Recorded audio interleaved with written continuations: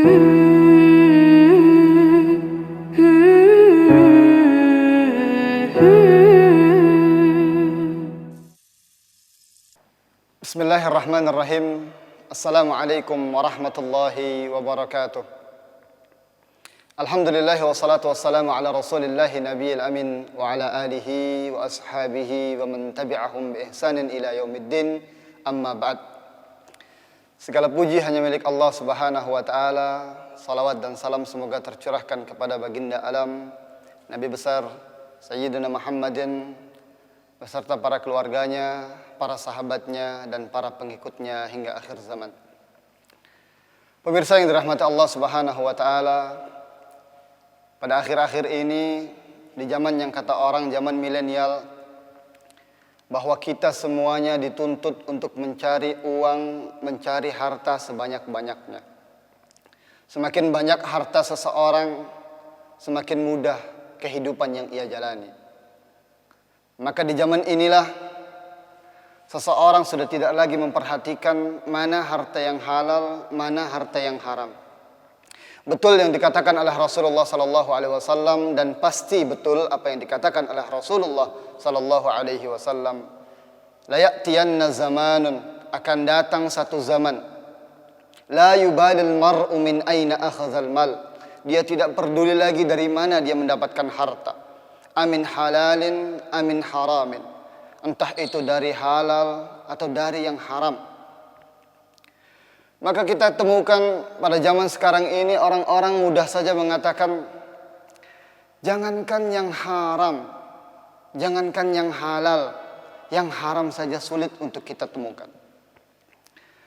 Pemirsa yang dirahmati Allah Subhanahu wa taala, padahal memelihara darah daging kita dari sesuatu yang diharamkan oleh Allah Subhanahu wa taala sudah merupakan perintah dari Allah, bahwa Allah Subhanahu wa taala menyuruh para rasulnya untuk makan dari makanan yang halal-halal saja. Di dalam surat Al-Mu'min ayat 51 Allah Subhanahu wa taala berfirman, a'udzubillahi minasyaitonir rajim. Bismillahirrahmanirrahim. Ya ayyuhar rusul kulu minat tayyibati wa'malu salihah. Wahai para nabi, wahai para rasul, makanlah dari harta-harta yang halal, dari yang baik-baik, wa'malu salihah, dan kerjakanlah, beramallah amal-amal yang saleh. Dari sini kita dapat mengetahui dan dapat menyimpulkan bahwa orang yang selalu memelihara makanannya, hartanya dari yang halal-halal saja, maka Allah juga akan memelihara amalan-amalan kita menjadi amalan-amalan yang baik saja. Allah akan tunjukkan kita, Allah akan kuatkan kita dalam mengerjakan amalan-amalan yang diridhai oleh Allah Subhanahu wa taala. Jauh dari itu semuanya, bahwa Rasulullah sallallahu alaihi wasallam pernah memperingatkan kepada kita semuanya bahwa darah, daging, tubuh yang tumbuh dari makanan-makanan yang haram, maka neraka lebih pantas untuk dilemparkan daging itu. Rasulullah sallallahu alaihi wasallam bersabda, "Lahmun nabata fihi syuht, fannaru aula bih." Darah, daging yang tumbuh di dalamnya ada harta yang haram, harta yang syubhat, maka neraka lebih pantas bagi daging itu. Pemirsa yang dirahmati Allah Subhanahu wa taala, bahwa kita kalau melihat kebiasaan orang-orang terdahulu, istri-istri para sahabat, istri-istri para tabi'in, yang dikatakan oleh Imam Al-Ghazali dalam kitab Ihya Ulumuddin, dikatakan bahwa seorang istri orang-orang salaf terdahulu, ketika suaminya hendak pergi mencari nafkah, yang dinasihati adalah hanya satu saja. Wahai suamiku, janganlah engkau pulang kecuali dengan membawa harta-harta yang halal saja. Maka sesungguhnya kami, saya dan anak-anakmu lebih dapat bersabar dari kelaparan dan haus, tapi kami tidak dapat bersabar dari api neraka, siksa api neraka. Pemirsa yang dirahmati Allah Subhanahu wa taala, bahwa ternyata kita mengetahui kisah Abu Bakar As-Siddiq ketika diberikan satu makanan oleh para sahabat.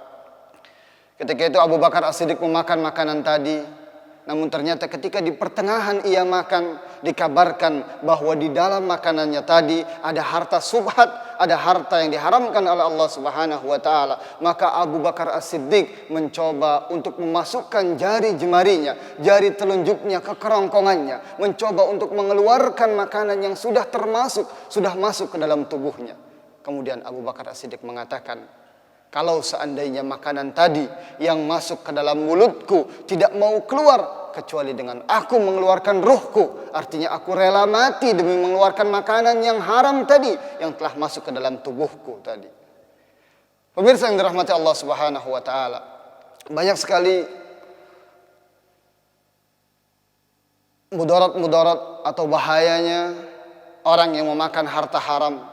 Termasuk diantaranya ketika seseorang sudah membiasakan dirinya memakan harta-harta yang haram, harta-harta yang dilarang oleh Allah Subhanahu wa taala, bahkan harta yang subhat saja, tidak diketahui entah itu halal atau haram, itu menjadikan tubuh kita malas untuk beribadah kepada Allah Subhanahu wa taala.